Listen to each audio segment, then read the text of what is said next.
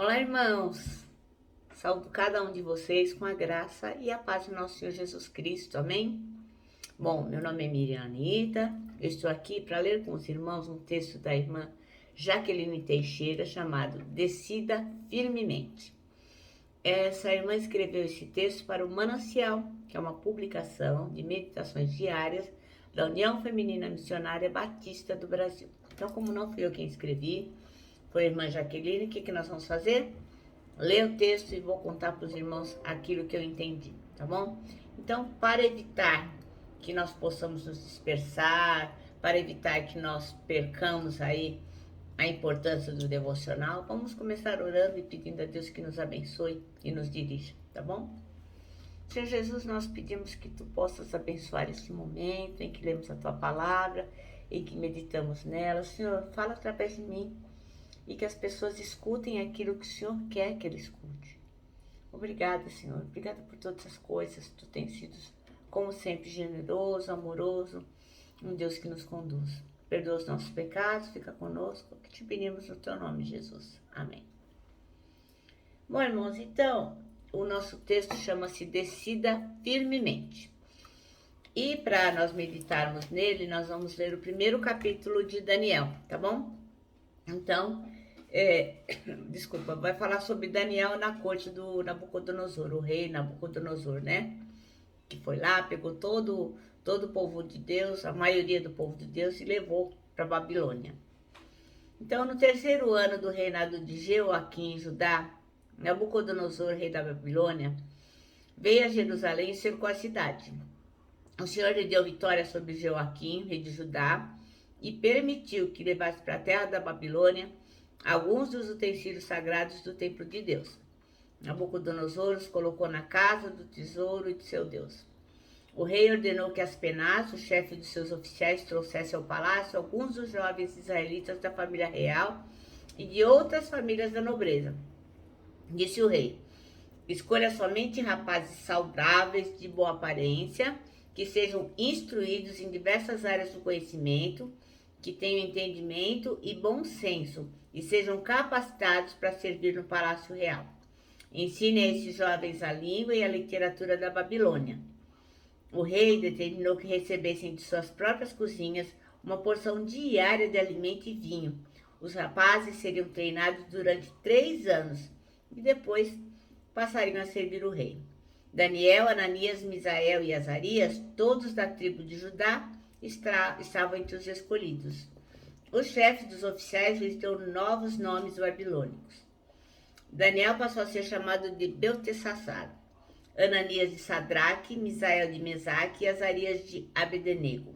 Daniel, porém, decidiu não se contaminar com a comida e o vinho que o rei lhes tinha dado. Pediu permissão ao chefe dos oficiais para não comer esses alimentos, a fim de não se contaminar.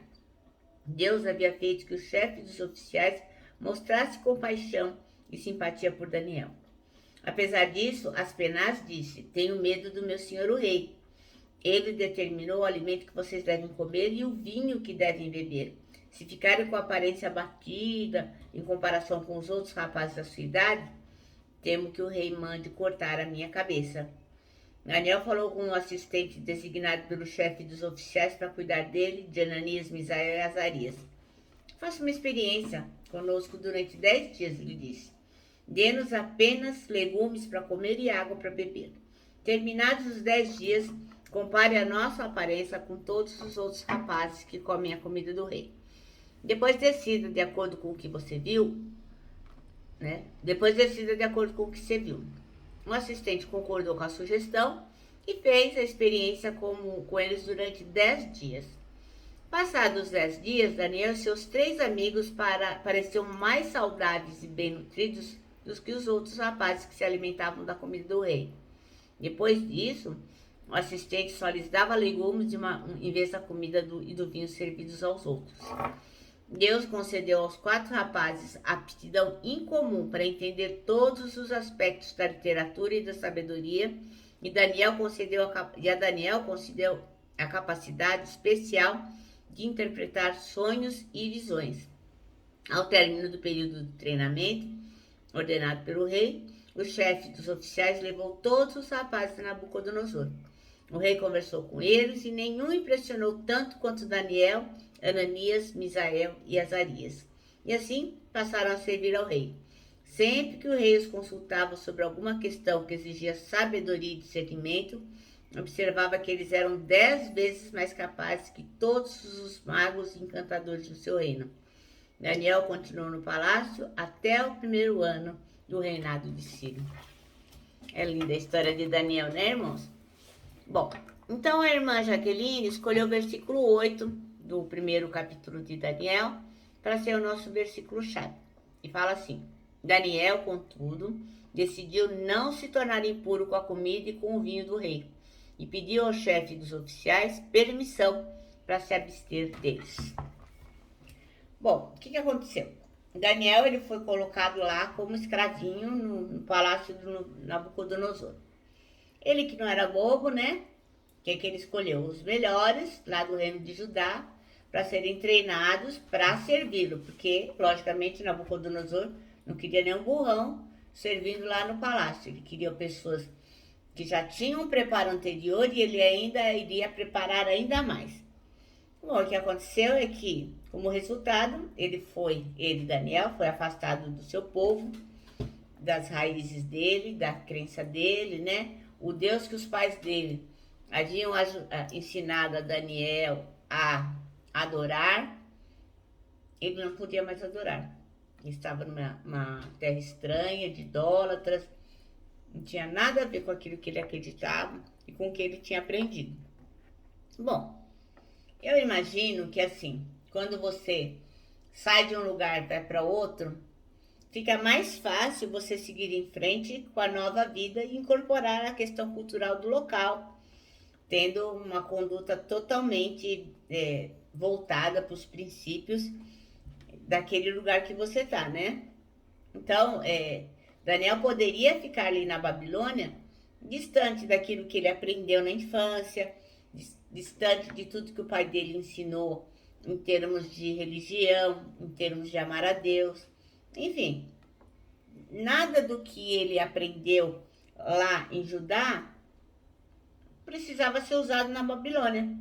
Por quê? Eu estava longe de todo mundo, ninguém estava vendo, eram outros deuses, outros costumes, outras comidas. Eu fico imaginando assim, sabe, irmãos? Eu já tive a oportunidade de ir para o Nordeste. E o que aconteceu? Eu fiquei um tempo lá e daqui a pouco eu estava falando que nem nordestino. E eu trabalhei também num hotel por 18 anos. E a maioria dos funcionários da hotelaria é nordestino. Então eu comecei a falar: que hora é essa? Vou não. E é modo de quê? Porque você convive tanto com aquelas pessoas que você vai pegando manias, jeitos, né? Muitas pessoas às vezes me perguntam assim: nossa, você é de onde? Eu falo: eu sou daqui mesmo. Aí parece que eu tô escondendo que eu seja nordestina. Não, mas é porque eu trabalhei muito tempo com nordestino e eu adquiri muitos hábitos, né? Apreciar a comida nordestina, o jeito de falar, muitas vezes eu uso palavras nordestinas porque eu aprendi com ele. Fico imaginando o Daniel, que devia ter o quê? Uns 16 anos, adolescente, no meio daquela cultura toda, não se deixar aculturar, não se deixar envolver. Então, por que isso não aconteceu? Por que ele continuou íntegro? Porque ele decidiu não se contaminar.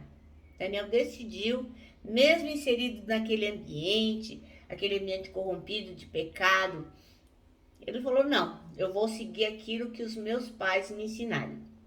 E ele decidiu firmemente não abandonar a fé de Deus, mesmo vivendo no meio da idolatria.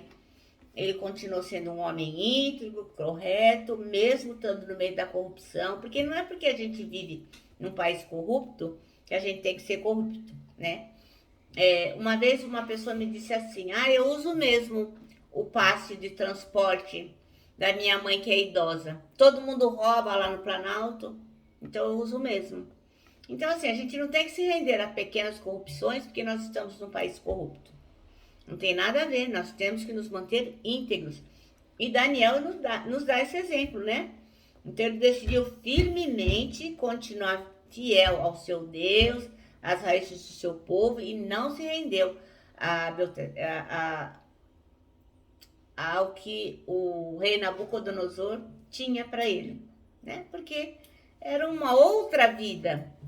Talvez ele nem voltasse nunca mais. Como é que ele ia saber? Ele sabia que ele estava naquele outro lugar e ele tinha que tocar em frente. Então, com tantas circunstâncias desfavoráveis, Daniel teve fôlego para nadar contra a maré.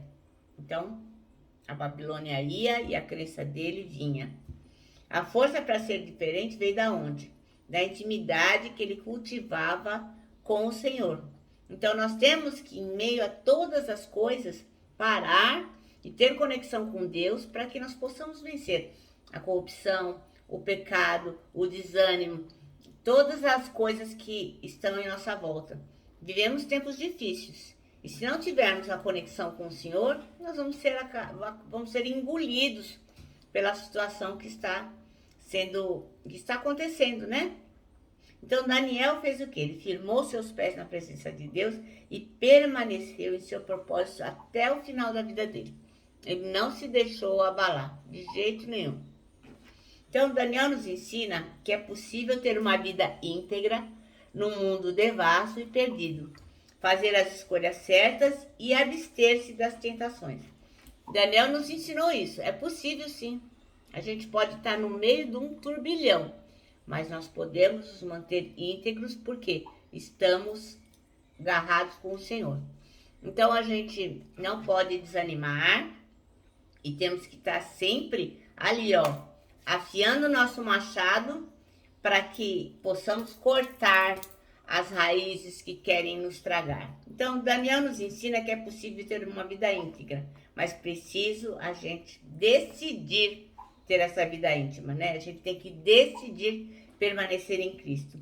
Então, que a nossa fé seja realmente inesgotável, inegociável, imensurável, que nós possamos estar firmes em Jesus Cristo, como Daniel se manteve firme. Se ele, que era um jovem, podia se manter firme, porque cria, confiava e tinha conexão com Deus, nós também poderemos.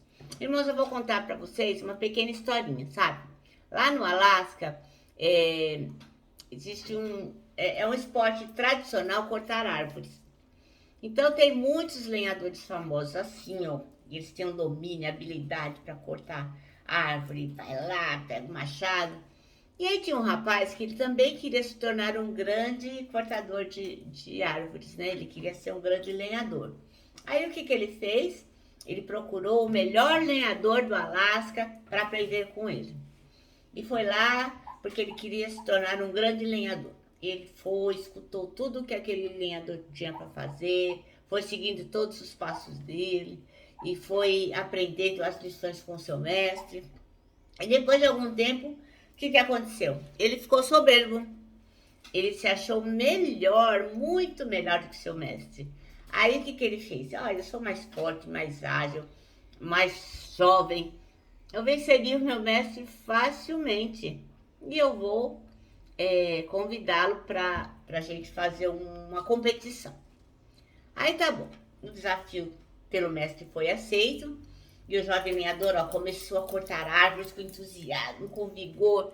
E entre uma árvore e outra, ele olhava para trás e via o mestre dele descansando.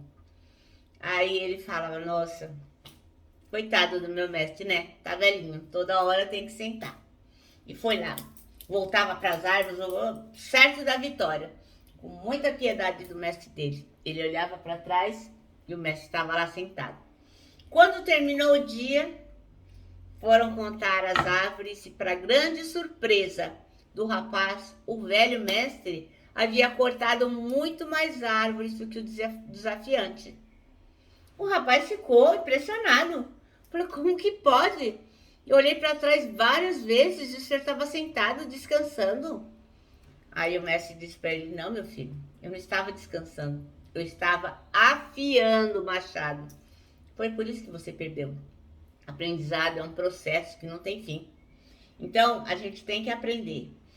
A nossa lição de hoje é aprender com Jesus firmemente, decidir firmemente estar íntegro. Então, nós temos que afiar o nosso machado, nós temos que ter o reforço dobrado, estar sempre afiando o nosso machado na conexão com o Senhor, orando, jejuando, lendo a Bíblia, enfim, fazendo todas as coisas que Jesus nos mandou.